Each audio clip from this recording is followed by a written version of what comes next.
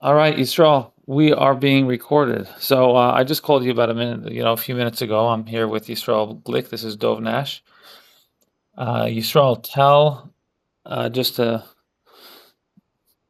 bring the listeners in, tell everyone what just happened. So, going back a little, we'd spoken recently, had a conversation about breath work and some broader men's work, etc. And I was very happy to see your name come up on my phone now when you called.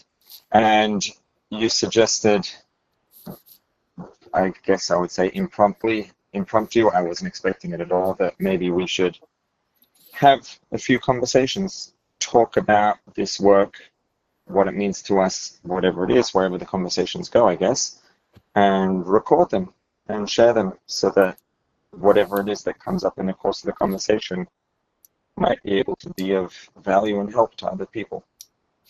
Yes, yes, that's exactly it. So we don't know each other very well, but we did cross paths many years ago in 770, seeing each other multiple times. But I don't think I've ever had like a conversation with you more than like 20 seconds ever, other than Right. last week or so. Yeah. So Yeah, that's accurate. I thought it would be interesting because um, when we both got married around the same time, what is it, 13 years ago or so Yeah. for me, and I think you got married at a similar timing. I remember you were involved in Jewish adult education. Correct me if I'm wrong, and you published seems like many online adult education Jewish educational videos. So is that correct? Yeah. Yeah. And specifically, generally, my forte in teaching is Chassidus, specifically. Right. Is there a way you can make your audio a little clearer? Um, I I guess I could take it off Bluetooth. One second. So Is that better? yes, Yeah. yes. Okay. So yeah, that is accurate. A little more specifically, when it comes to the adult Jewish education, it's my forte, and what I tend to focus on is specifically Chassidus. Right, right. That's correct. Right. And I'm still doing that. Right. I saw you posted something before Rosh Hashanah. Yeah. Right. And when you called me the other day, you were asking me about breath work because you were getting into it, and I saw you call your title. You changed, I saw your title online to be a somatic rabbi. Yeah, I that was something. I just changed the name of the YouTube channel recently. I did that actually. I'd already put out some videos talking about breathwork, responding to some questions people had asked about breathwork.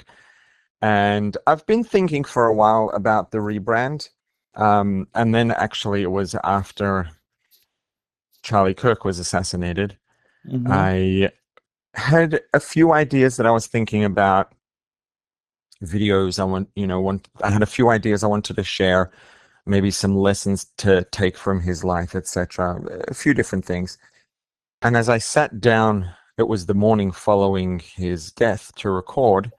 As I was sitting in front of the camera, I got a text from someone who was like telling me about how, he has friends who actually knew Charlie personally, and he was having a really hard day. He couldn't focus. He couldn't get anything done.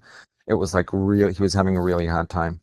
So I responded with a WhatsApp, with some suggestions of things he could do to help ground himself and help himself become more present and, be able to function more effectively.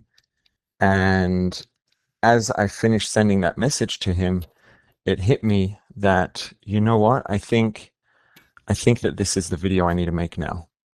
I think the video I need to make now is not lessons from, his life or whatever it is, because it was such a big event and so many people, people who didn't know him personally, any of that were so deeply affected for a number of reasons by the gravity of the situation and what happened. And so I just completely changed direction. I recorded a video of a somatic, I would say, somatic awareness practice, somatic grounding practice. And I felt like that video was the first time I'd really published a video with, I would say, like somatic work. And it just felt right to change the name of the YouTube channel. So I did on that day. Okay, I did not know that, and I'm gonna check out that video. So The audio is not great on that video, honestly. Afterwards, I learned a lesson, which was that I was a little too involved in the experience myself, and then my head was moving closer and further away from the microphone, so the audio was inconsistent, which wasn't great. But you know, it was a first. right. I'm glad you said that, because part of the reason that I want to make this phone call is because there's so much that I feel like I want to give to the world, or give back, or like to show the world some of the things that I've learned over the last couple of years. And it's difficult to begin because I want it to be, just right. So, and even this phone call, Perfectionism is something that I struggle with tremendously. So right. I relate. Right. I think many people do, and part of like this, like you said, this impromptu call is because, of course, there's going to be lessons. It's possible that the audio won't even come through. Right. This is my first time pushing record on my phone. That we'll see how it turns out. And there's going to be this. There's certainly going to be lessons along the way, but we have to start, or the way to do it is just to start somewhere. So Right. that's certainly how I feel. I think I find it fascinating and inspiring that you wanted to, that you're a teacher of Chassidus, and I was a shliach for many years, and I was always a teacher, and in some way or another. I actually did teach did substitute in school for some time, for a couple of months, a couple of years ago, just because of the passion that I have for it, and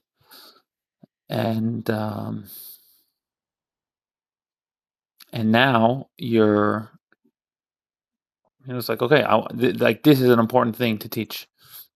The somatic work and the breath work and somatic work, and you're more familiar with the somatic work in general. The somatic work that I do is the only is breath work and some other things that I picked up along the way, but nothing that I was trained with. I'm curious to know, and that's really what sparked this. Is like I was very inspired by you reaching out to me to learn. I was excited. It's like somebody else that takes life very seriously and takes Judaism very seriously, takes Chassidus seriously, is realizing, or that we can't do this without having healthy nervous systems, a healthy body, a healthy mind. We can't do Judaism. We can't do it properly or effectively or in the most deepest and profound way without having healthy minds and bodies and nervous systems. So tell me what you think of what I just said, or what your thoughts on that, and then we'll do another phone call another time, because I have to wrap up in a couple of minutes. Okay, perfect. I mean, I think that what you said is perfectly spot on. And there's a sikha where the Rebbe talks about something. The pasuk says kisira chamosa nacha, right? When you see officially the pshat, the simple meaning of the pasuk is when you will see chamosa nacha, the donkey of your enemy, and it's struggling under its load, and your natural inclination, your gut response will be to not help, because that's the donkey of your enemy. It's someone who you don't want to help. So the Torah says, "Azev tazev yima." No, you don't just stand there and not help because you see this person as your enemy. You have to help the donkey. And the Baal Shem Tov interprets that pasuk, chamor, which means donkey, also is related to chomer, which means matter. And he says, kisira chamor sanacha, if you will see chamor, donkey, or chomer, your own materialness, your physical body as your enemy, because you're someone who's becoming spiritually oriented, more spiritually attuned. So you see that the physical, the body is not, the ultimate point of value in a person. Obviously, it's the soul. So if you start to see your body as your enemy, and naturally you feel an inclination to not take care of your body, to neglect to take care of your body.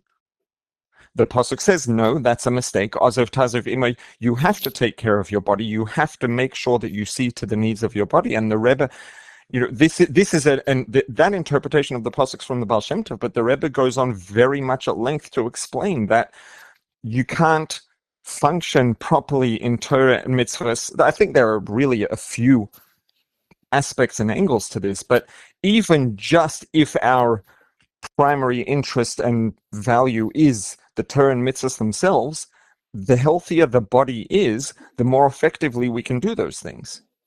In addition to that, there's the fact that the body is something that is on loan to us from Hashem, from God, gave us a body and a responsibility to take care of it, and to not take care of it is neglectful. But perhaps in some sense, at least in the context of where we're going with this conversation, more importantly, the healthier the body is, the better one can function. The Alter Rebbe says in Shulchan Aruch, in the halachas of learning Torah, that someone who is a teacher, someone who teaches Torah, is halachically prohibited from going to sleep late, because if you go to sleep late, you can't teach properly. Right? Very practical, very pragmatic. This is in halach and Shulchan Aruch. Mm-hmm. It's not rocket science, that it's not a secret that if a person doesn't get enough sleep, they're not going to think as clearly, they're not going to have as much patience and be able to teach their students as clearly.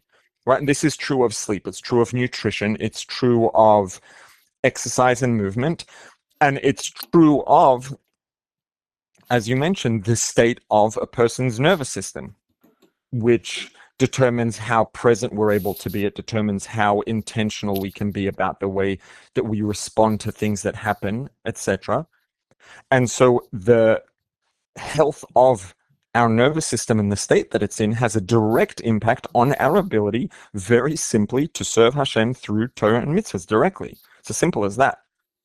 So and having seen the power of this nervous system work, including breath work, among other things, and seeing the real world impact that it can have very quickly, the life-changing impact that it can have very quickly, to me, it was, from that point on, there were no questions that this is something that is valuable and important, and I want to make it available and accessible to more people. Yes, I love what you said, and I sometimes call it holy work.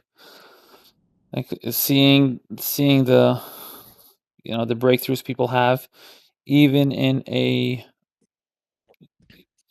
spiritual sense, closer to Hashem, or closer to their loved ones, or closer to themselves. I see it as holy work. Yeah, I over the summer I had a long chat with someone over DMs on Instagram. It's someone who is, I'm not sure if you've heard of TRE, if you're familiar with TRE, but it's someone who's a practitioner of TRE. TRE originally stood for trauma release exercise. It's also sometimes known as neurogenic integration. It's really, TRE isn't a Rosh Hashanah anymore now, it's just called TRE. But either way, it was a TRE practitioner, and we were talking back and forth and having a long conversation. And one of the things that came up was they were, going back and forth on using the word sacred in the context of healing work. And it took a while to get to the point of, to me, I said, I use the word sacred about this work very sparingly, especially in public, because of perception, and people may misunderstand. And there's a lot of baggage that a lot of people have around this stuff for a whole range of reasons, and that is definitely another whole conversation. But there's no question in my mind that it's 100% accurate to refer to this work as being sacred. And one of the things that they were having a hard time with about that, not that they disagreed, but it was like, when they hear the word sacred, they think of Sefer Torah, Beis Hamikdash, These are the things that you think of when you say sacred, and they don't imagine someone laying on the floor tremoring with neurogenic tremoring or doing breath work or something like that. And to me, it's very simple. The reason that a Beis Hamikdash is sacred, the reason that a Sefer Torah is sacred, all of it comes back to Hashem. Right? Sacred has to do with Hashem.